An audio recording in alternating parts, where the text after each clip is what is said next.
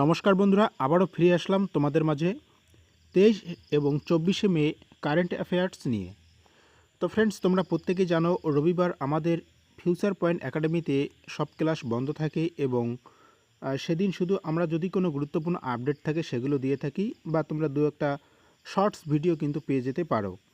এবং প্রত্যেক দিনের যে কারেন্ট অ্যাফেয়ার্স থেকে শুরু করে প্রত্যেকটা সাবজেক্টের যে তোমাদের ক্লাস, সেগুলো কিন্তু তোমরা সোম থেকে শনিবার পর্যন্ত পেয়ে যাও। আমি একটু পরে তোমাদেরকে ক্লাস রুটিনটা অবশ্যই দেব। আমাদের ফিউচার পয়েন্ট একাডেমিতে তোমাদের আপকামিং সমস্ত পরীক্ষাকে লক্ষ্য করে একটি ফ্রিতে ব্যাচ লঞ্চ করেছেন, চাণক্য ফাউন্ডেশন ব্যাচ। তোমরা অলরেডি হয়তো সেই ব্যাচ সম্পর্কে জেনে গিয়েছো।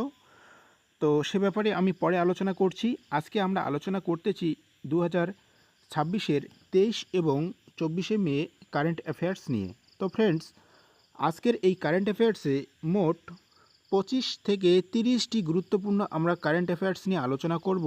এর সাথে সেই কারেন্ট অ্যাফেয়ার্স রিলেটেড যে গুরুত্বপূর্ণ পয়েন্টগুলো রয়েছে, আমরা আরও কিছু স্ট্যাটিক জিকে বলতে পারো, সেগুলো নিয়ে আলোচনা করব, যেগুলো তোমাদের জানাটা অত্যন্ত জরুরি এবং আপকামিং সমস্ত পরীক্ষায় সেখান থেকে তোমরা প্রশ্ন কমন পাবে। তো খুবই গুরুত্বপূর্ণ ক্লাস, একটু মনোযোগ সহকারে প্রথম থেকে শেষ পর্যন্ত দেখবে।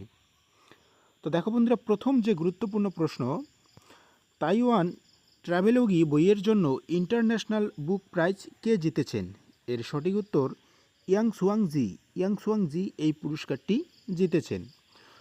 তো এই ইন্টারন্যাশনাল বুকার পুরস্কার, এটাকেই কিন্তু আমরা ইন্টারন্যাশনাল বুকার পুরস্কার হিসেবে চিনে থাকি, এবং এই পুরস্কারটি দেওয়া হয় সাহিত্যকর্মের জন্য। এই পুরস্কার দেওয়া হয় যুক্তরাজ্য থেকে, এবং তাইওয়ান পূর্ব এশিয়ার একটি দ্বীপ অঞ্চল। তাইওয়ান হচ্ছে পূর্ব এশিয়ার একটি দ্বীপ অঞ্চল এবং এর রাজধানী হচ্ছে তাইপেন। তো ফ্রেন্ডস, তোমরা এই যে প্রত্যেক দিনের যে কারেন্ট অ্যাফেয়ার্স, তোমরা কন্টেন্ট দেখে বুঝতেই পারছো কোন লেভেলের কন্টেন্ট আমি তোমাদের সামনে উপস্থাপন করতেছি।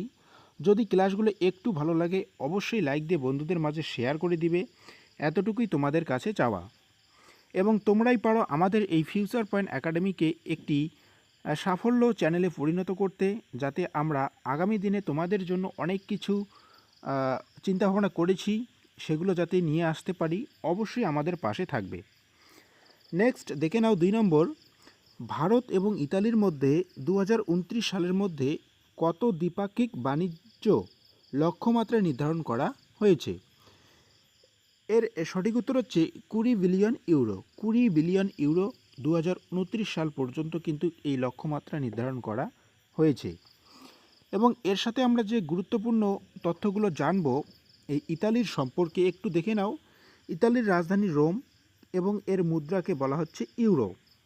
মূল ক্ষেত্র কি কি রয়েছে এই যে নির্ধারণ করা হয়েছে লক্ষ্যমাত্রা বাণিজ্যিক ক্ষেত্রে, তার মধ্যে মূল হচ্ছে প্রতিরক্ষা, জানালি এবং প্রযুক্তি।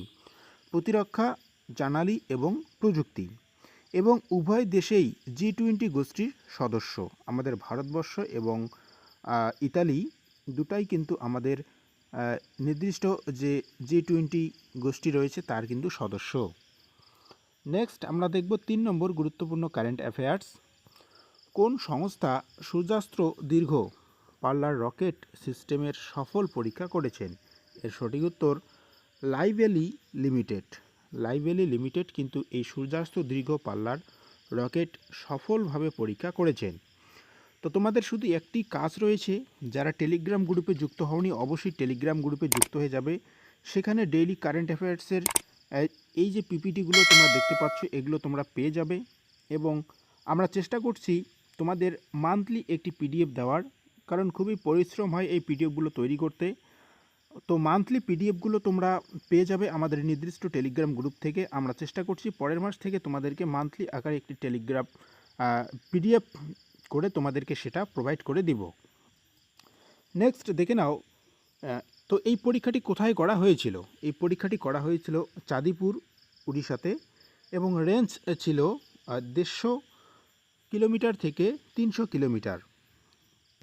এবং এটি প্রতিরক্ষার ক্ষেত্রে বেসরকারি অংশগ্রহণের উদাহরণ। নেক্সট 4 নম্বর, ইপিএল শিরোপা ইপিএল শিরোপাটা কি আমরা অবশ্যই বিস্তারিত জানব।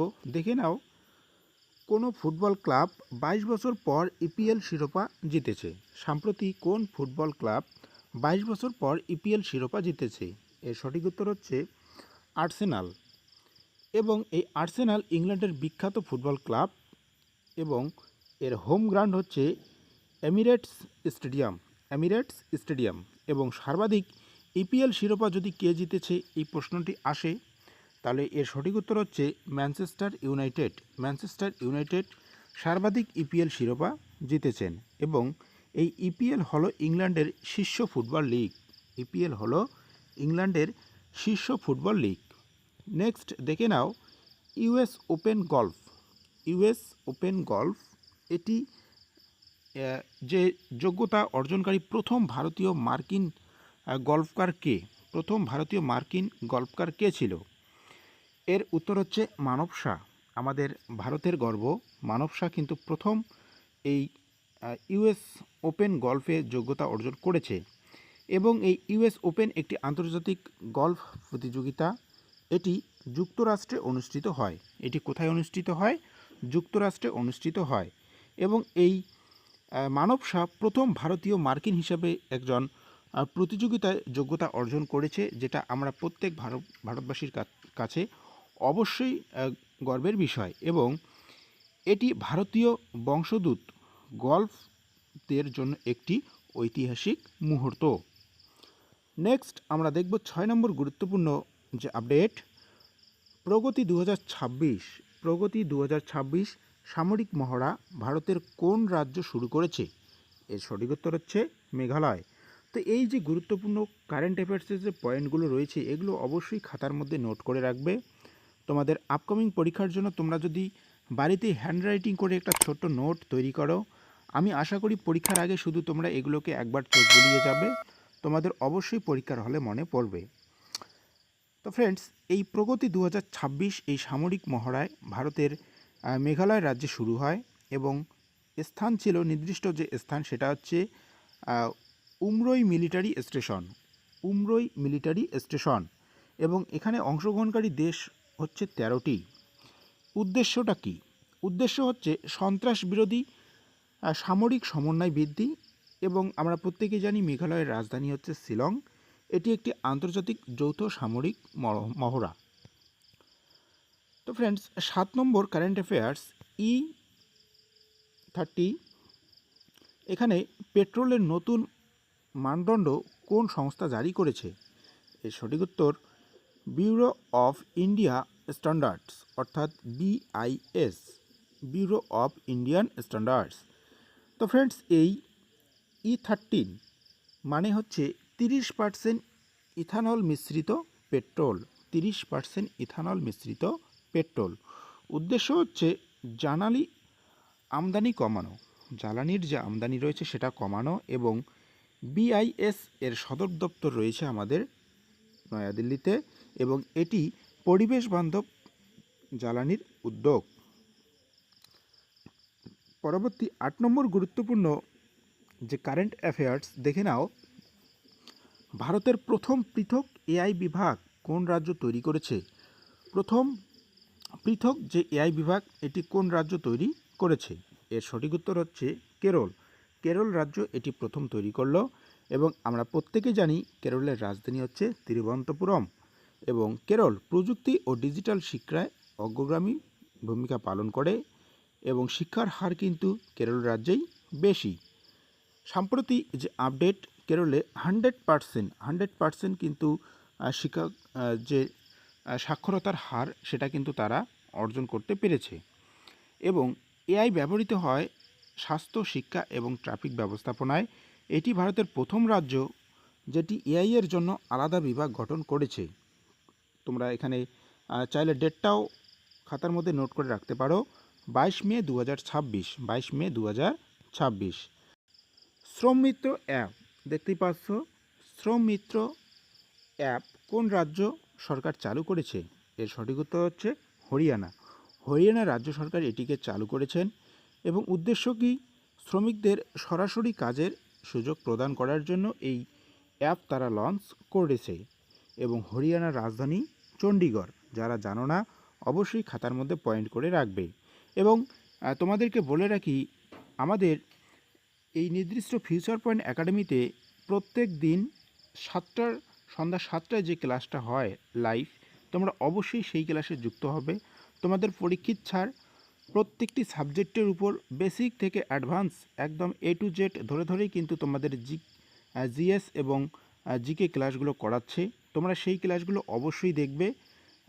একদিন একটা ক্লাস করে দেখে নাও, বুঝতে পারবে তোমাদের স্যার কীভাবে তোমাদের ভালো কন্টেন্ট দেওয়ার জন্য পরিশ্রম করছে। অবশ্যই তোমরা বুঝতে পারবে। নেক্সট দেখে নাও, তো এই ডিজিটাল যে কর্মসংস্থা এটা বাড়ানোর জন্যই কিন্তু এই অ্যাপটি তারা লঞ্চ করেছেন, শ্রমমিত্র অ্যাপ।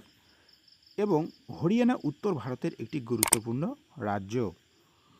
10 নম্বর গুরুত্বপূর্ণ কারেন্ট অ্যাফেয়ার্স, সিংহস্ত কুম্ভ 2028-এ এআই ভিত্তিক ভিড় নিয়ন্ত্রণের জন্য কার সঙ্গে চুক্তি করেছেন? এর সঠিক উত্তর হচ্ছে Google cloud India. Google cloud India এর সাথে কিন্তু চুক্তিবদ্ধ হয়েছে। সিংহকুম্ভ 2028-এর এআই ভিত্তিক যে ভিড় নিয়ন্ত্রণ করবে তারা, সেটা কিন্তু এই গুগল ক্লাউড ইন্ডিয়ার সাথেই তারা ট্রাই করেছেন। এবং স্থান কোথায়? স্থান হচ্ছে উজ্জয়িনী, শিপ্রা নদীর তীরে। শিপ্রা নদীর তীরে এটি অবস্থিত। এবং কুম্ভমেলা প্রতি 12 বছর অন্তর অনুষ্ঠিত হয়। কুম্ভমেলা প্রতি 12 বছর অন্তর অনুষ্ঠিত হয়। এআই ব্যবহৃত হবে ট্রাফিক এবং নিরাপত্তা ব্যবস্থাপনায়। এআই ব্যবহৃত হবে কোথায়? ট্রাফিক এবং নিরাপত্তা ব্যবস্থাপনায়। অরুণাচল কিউই মিশন এর জন্য কত অর্থ বরাদ্দ হয়েছে? কত অর্থ বরাদ্দ হয়েছে? এর সঠিক উত্তর হচ্ছে 167 কোটি। এবং উদ্দেশ্য কি? এই কিউই ফলের উৎপাদন বৃদ্ধি করা। আমরা প্রত্যেকে জানি এটি একটি ফলের নাম, কিউই ফল। তো এই কিউই ফলের উৎপাদন বৃদ্ধি হয় এবং এই কিউই একটি পুষ্টিকর বিদেশি ফল। অরুণাচল প্রদেশের রাজধানী হচ্ছে ইটানগর এবং অরুণাচল প্রদেশ উত্তর পূর্ব ভারতের একটি রাজ্য। এই মিশন কৃষি উন্নয়নে সহায়ক হবে, এটা আমরা প্রত্যেকেই জানি। নেক্সট দেখে নাও 12 নম্বর, এপিও এর 68তম শাসক পরিষদ বৈঠক কোথায় অনুষ্ঠিত হয়েছে?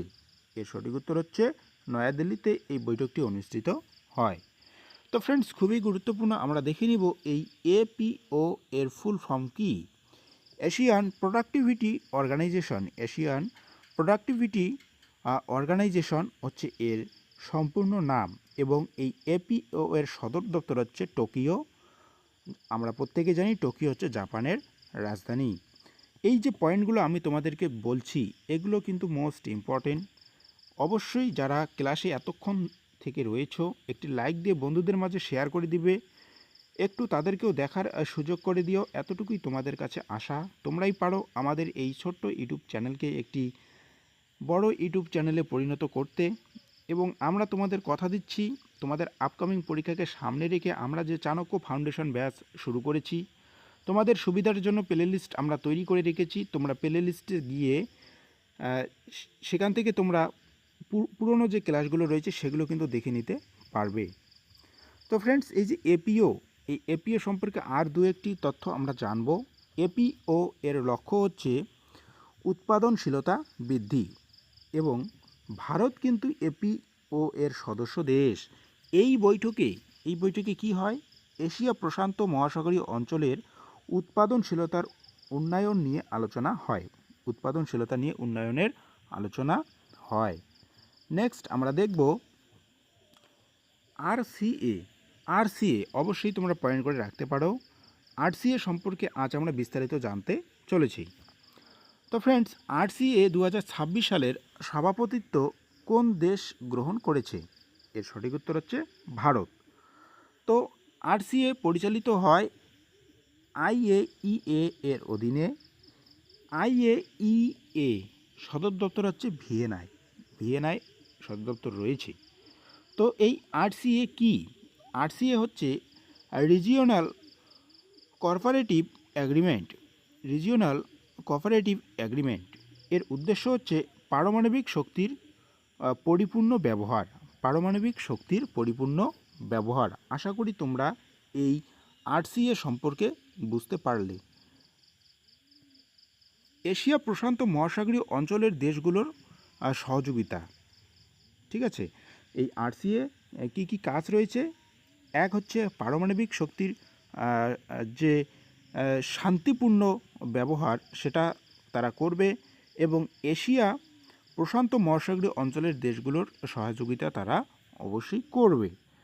নেক্সট 14 নম্বর, বাংলাদেশের দ্বিতীয় বৃহত্তম বাণিজ্য অংশীদার কোন দেশ হয়েছে? এর সঠিক উত্তর হচ্ছে ভারত। বাংলাদেশের বৃহত্তম বাণিজ্য অংশীদার কিন্তু চীন এবং তারপরেই আমাদের ভারতের অবস্থান। এবং বাংলাদেশের রাজধানী ঢাকা আমরা প্রত্যেকেই জানি এবং ভারত বাংলাদেশের স্থলবন্দর বাণিজ্য অত্যন্ত গুরুত্বপূর্ণ। এছাড়াও বাংলাদেশের যে মুদ্রা সেটাকে বলা হচ্ছে টাকা। এটা একটু পয়েন্ট করে তোমরা রাখতে পারো। 15 নম্বর কারেন্ট অ্যাফেয়ার্স, রেইন মুম্বাই আবহাওয়া ডেরিভেটিভ চুক্তি কোন সংস্থা চালু করেছে? এর সঠিক উত্তর হচ্ছে এনসিডেক্স। তো ফ্রেন্ডস, এই এনসিডিক্স একটি পণ্য ডেরিভেটিভ এক্সচেঞ্জ। এটি এসইবিআই অনুমোদিত। এই রেইন মুম্বাই হচ্ছে বৃষ্টিপাত ভিত্তিক আর্থিক চুক্তি এবং এই এসইবিআই এর সদর দপ্তর কোথায়? মুম্বাইয়ে অবস্থিত। এটি কৃষি এবং ব্যবসার ঝুঁকি হ্রাস সহায়ক। আশা করি তোমরা এই যে গুরুত্বপূর্ণ পয়েন্ট সেগুলো বুঝতে পারলে। যেগুলো আমাদের পরীক্ষার জন্য গুরুত্বপূর্ণ সেগুলোই আমরা আলোচনা করব। এক্সট্রা আমরা অন্য কিছু আলোচনার দিকে যাচ্ছি না, কারণ আমরা যে শিখছি, আমরা যে পড়তেছি, এই পড়ার কোনো দিনও শেষ হবে না। তো তোমরা যদি স্মার্ট ওয়ার্ক করতে চাও, স্মার্টভাবে পড়তে চাও, অবশ্যই আমি আবার রিকোয়েস্ট করব তোমরা চাণক্য ফাউন্ডেশন ব্যাচের যে ক্লাসগুলো হচ্ছে সেগুলো দেখবে। তোমাদের স্মার্টলি পড়তে হবে। পড়াশোনা তো সবাই করে, কিন্তু দেখবে সফলতা খুব অল্প কয়েকজনেরই হয়।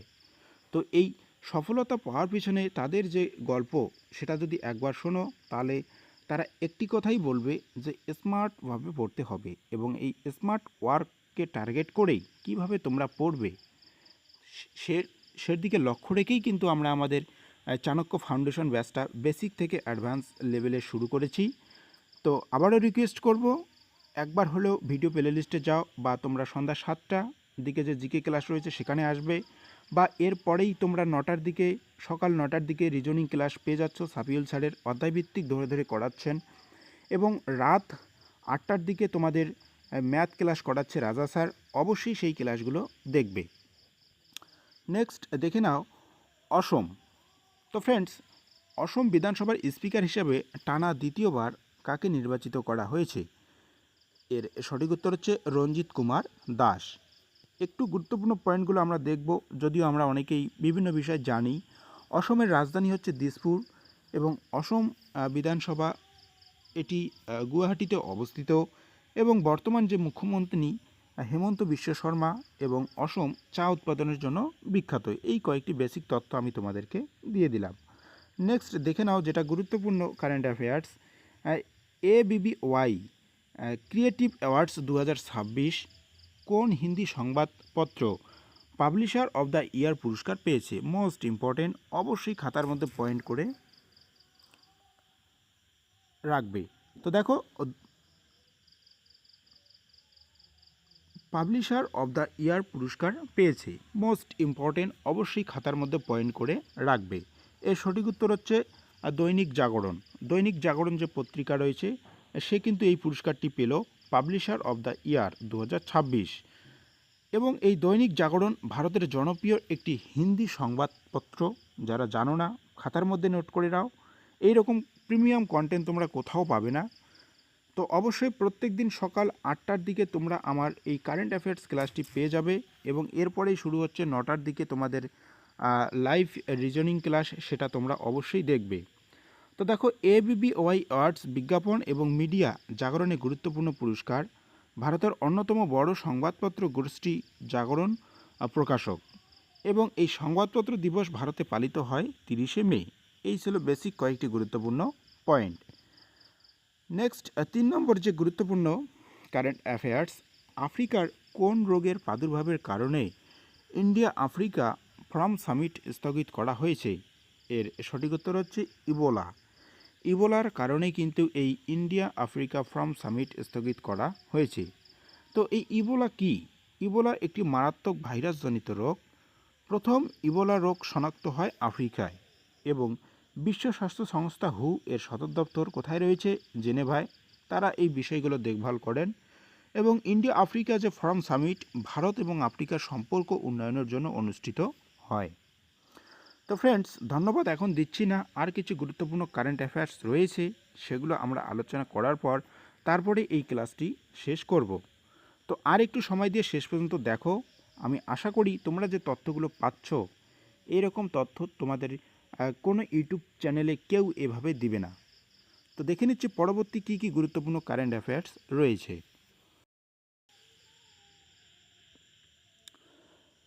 পরবর্তী গুরুত্বপূর্ণ কারেন্ট অ্যাফেয়ার্স একটু দেখে নাও।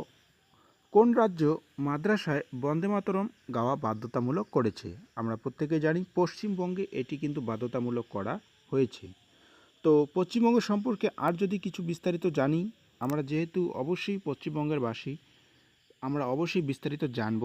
এবং এই বন্দে মাতরম গানটি কে রচনা করেছেন? বঙ্কিমচন্দ্র চট্টোপাধ্যায়, এবং এই গানটি আনন্দমঠ উপন্যাসে অন্তর্ভুক্ত। যদি বলি ভারতের জাতীয় সঙ্গীত কী? অবশ্যই জনগণ মন, এটি কিন্তু ভারতের জাতীয় সঙ্গীত। কিন্তু এই যে বন্দে মাতরম আমাদের পশ্চিমবঙ্গের প্রত্যেকটি মাদ্রাসায় বাধ্যতামূলক করা হয়েছে এবং তার সাথে সাথে যে সমস্ত সরকারি শিক্ষা প্রতিষ্ঠান রয়েছে সেখানেও কিন্তু এই বন্দে মাতরম গানটি গাওয়া হবে। পরবর্তী গুরুত্বপূর্ণ কারেন্ট অ্যাফেয়ার্স, নাডা এর অ্যাপিল প্যানেল কোন ডিসকাস থ্রোয়ারকে 7 বছরের জন্য নিষিদ্ধ করেছে? এর সঠিক উত্তর হচ্ছে বানভীর সিংকে 7 বছরের জন্য নিষিদ্ধ করা হয়েছে। নাডা এর পূর্ণরূপ, আমরা একটু নাডা সম্পর্কে বিস্তারিত অবশ্যই জানব, যারা জানো না খাতার মধ্যে নোট করে রাখবে। নাডা এর পূর্ণরূপ হচ্ছে ন্যাশনাল অ্যান্টি ড্রপিং এজেন্সি। তো ডিসকাস থ্রো হচ্ছে অ্যাথলেটিক্সের একটি ইভেন্ট এবং এই ড্রপিং বিরোধী নিয়ম ভঙ্গের জন্য এই নিষেধাজ্ঞা দেওয়া হয়েছে। বিশ্ব অ্যান্টি ড্রপিং সংস্থার নাম হচ্ছে WADA। নেক্সট গুরুত্বপূর্ণ কারেন্ট অ্যাফেয়ার্স, ISL 2026 এর শিরোপা কোন দল জিতেছে? ISL 2026 এর শিরোপা কোন দল জিতেছে? তো ফ্রেন্ডস, এটি জিতেছেন ইস্টবেঙ্গল এফসি এই শিরোপা জিতেছেন। এখানে গুরুত্বপূর্ণ পয়েন্টগুলো আমরা একবার নজর দিয়ে নেব। ইস্টবেঙ্গল কলকাতার ঐতিহ্যবাহী ফুটবল ক্লাব। ISL এর পূর্ণরূপ হচ্ছে ইন্ডিয়ান সুপার লিগ। ফুটবল ভারতের দ্রুত জনপ্রিয়তা পাচ্ছে এবং মোহনবাগান ও ইস্টবেঙ্গল ঐতিহাসিক প্রতিদ্বন্দ্বী ক্লাব। পরবর্তী গুরুত্বপূর্ণ কারেন্ট অ্যাফেয়ার্স, অ্যালিজেন্ট টেকনোলজি ভারতের কোন শহরে প্রথম উৎপাদন কেন্দ্র গড়বে? অ্যালিজেন্ট টেকনোলজি হায়দ্রাবাদে প্রথম তাদের যে উৎপাদন কেন্দ্র সেটা কিন্তু তৈরি করবে। তো এখানে হায়দ্রাবাদ হচ্ছে তেলেঙ্গানার রাজধানী এবং শহরটি তথ্য প্রযুক্তি ও ওষুধ শিল্পের জন্য পরিচিত। এলিজেন টেকনোলজি ডেন্টাল প্রযুক্তি সংস্থা এবং তেলেঙ্গানাকে ভারতের লাইফ সায়েন্স হাব বলা হয়ে থাকে। যারা জানো না অবশ্যই পয়েন্ট করে রাখবে। নেক্সট, কোন দেশে ইন্ডিয়ান ওয়ার মেমোরিয়াল উদ্বোধন করা হয়েছে? ইন্ডিয়ান ওয়ার মেমোরিয়াল উদ্বোধন করা হয়েছে দক্ষিণ কোরিয়ায় এটি উদ্বোধন করা হলো এবং এই দক্ষিণ কোরিয়ার রাজধানী হচ্ছে সিওল। কোরিয়ান যুদ্ধ শুরু হয় 1950 সালে। ভারত কোরিয়ান যুদ্ধে চিকিৎসা সহায়তা পাঠিয়েছিল। স্মৃতিসৌধটি ইমজিংগার্ক পার্কে অবস্থিত। নেক্সট 9 নম্বর, হিমালয়ান স্যালামান্ডারের সংরক্ষক কোথায় করা হচ্ছে? এর সংরক্ষক হচ্ছে দার্জিলিংয়ে এই হিমালয়ান স্যালামান্ডারের স্থাপন, অর্থাৎ তার থাকার যে ঘর সেটা কিন্তু তৈরি করা হচ্ছে। এখানে দার্জিলিং হচ্ছে পশ্চিমবঙ্গেই অবস্থিত এবং IUCN রেড লিস্ট, অর্থাৎ রেড লিস্ট আমরা কাদের ক্ষেত্রে তৈরি করি? যে সমস্ত প্রাণী বিপন্নের তালিকায়, অর্থাৎ বিপন্ন প্রাণীর তালিকা কিন্তু আমরা এই রেড লিস্টে পেয়ে যাব। এবং হিমালয়ের যে স্যালামান্ডার, এটি হচ্ছে একটি উভচর প্রাণী। দার্জিলিং চা চাষের জন্য বিখ্যাত, এটাও আমরা কিন্তু প্রত্যেকেই জানি। তো এখান থেকে নতুন যে পয়েন্টগুলো পেলে অবশ্যই সেগুলো খাতার মধ্যে নোট করে রাখবে। 10 নম্বর আমরা একটু দেখব, ভামান ভ্যান উদ্যোগ কোথায় শুরু করার পরিকল্পনা হয়েছে? ভামান এটি নয়াদিল্লিতে শুরু করার পরিকল্পনা তারা করেছেন। এখানে উদ্যোগটির মূল লক্ষ্য হচ্ছে পরিবেশ সচেতনতা বৃদ্ধি। এছাড়াও দিল্লির যে বায়ু দূষণ, এটি একটি বড় সমস্যা হয়ে দাঁড়াচ্ছে এবং শহুরে বনায়ন দূষণ কমানোর সাহায্য করে। এক্ষেত্রেই এই উদ্যোগটি তারা গ্রহণ করেছে। নেক্সট, পদ্মশ্রী সম্মানের জন্য নির্বাচিত তৃপ্তি মুখার্জি কোন শিল্পরূপের সঙ্গে যুক্ত? পদ্মশ্রী সম্মানের জন্য নির্বাচিত তৃপ্তি মুখার্জি কোন শিল্পরূপের জন্য বা কোন শিল্পরূপের সঙ্গে যুক্ত?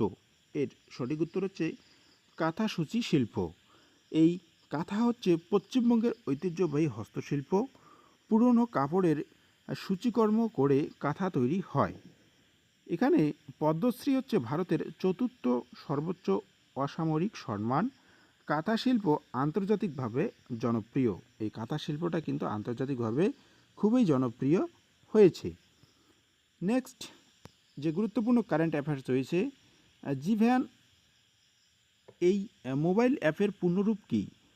GWVAN একটু আমরা দেখে নেব। এর পূর্ণরূপটা হচ্ছে joint elderly improvement and virtual assistant network. এখানে এই অ্যাপটি প্রবীণ নাগরিকদের সহায়তার জন্য তৈরি করা হয়েছে। সামাজিক ন্যায় ও অধিকার মন্ত্রক এই উদ্যোগ চালু করেছেন। তো এখান থেকে তোমরা যে সমস্ত প্রবীণ আমাদের এই ভারতবর্ষের নাগরিক রয়েছে তাদের অনেকটা সহায়তা করবে। যদিও এ সম্পর্কে বা এই অ্যাপ সম্পর্কে আমি ততটা বিস্তারিত জানি না, তোমরা পারলে একটু গুগল করে নিও। নেক্সট, সরস্বতী বন্যপ্রাণ অভয়ারণ্য কোন রাজ্যে অবস্থিত? সরস্বতী বন্যপ্রাণ এই অভয়ারণ্যটি হরিয়ানায় অবস্থিত এবং হরিয়ানার রাজধানী হচ্ছে চণ্ডীগড়। অভয়ারণ্যটি জীববৈচিত্র্যের জন্য গুরুত্বপূর্ণ।